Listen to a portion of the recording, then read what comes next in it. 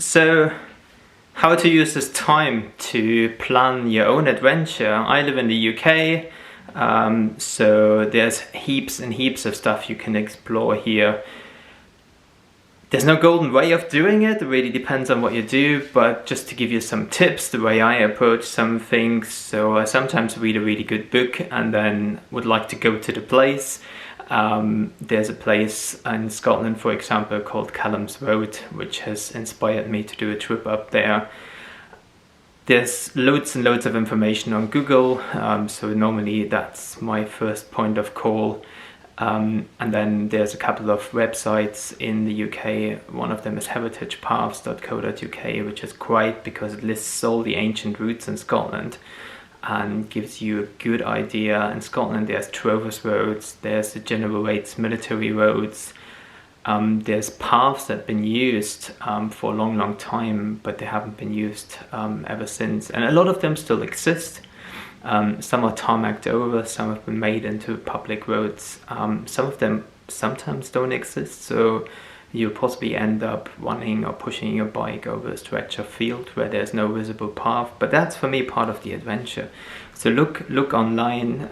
There's also a couple of good groups, Facebook groups you can join to get some inspiration there.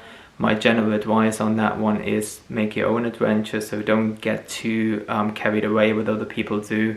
Think about what you want to do. Do you like staying in a bovvy? Do you like camping? Do you like a nice B&B? Do you like a nice hotel? That's totally cool.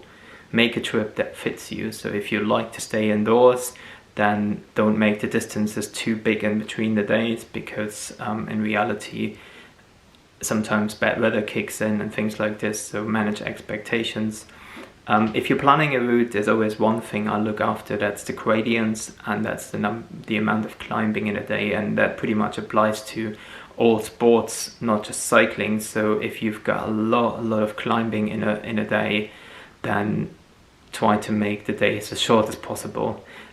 If you've got a 50-kilometer stretch with hardly any hills in there, then of course you'll be a little bit quicker doing that. And also gradients, everything which is above a certain gradient will potentially mean you have to push your bike, or you have to do a lot of hard work to get up there running. So keep those things in mind. The distance sometimes doesn't really tell you what you're going to do. There's a couple of really good apps out there to use. I personally use a combination of a few of them. So I'm an old-fashioned person, try to get a paper map to look at things to inspire me, and then I go online. Komoot is a really good route planning website. They have an app as well where you can just easily put your route together depending on whether you want to go cycling, running, walking, gravel biking.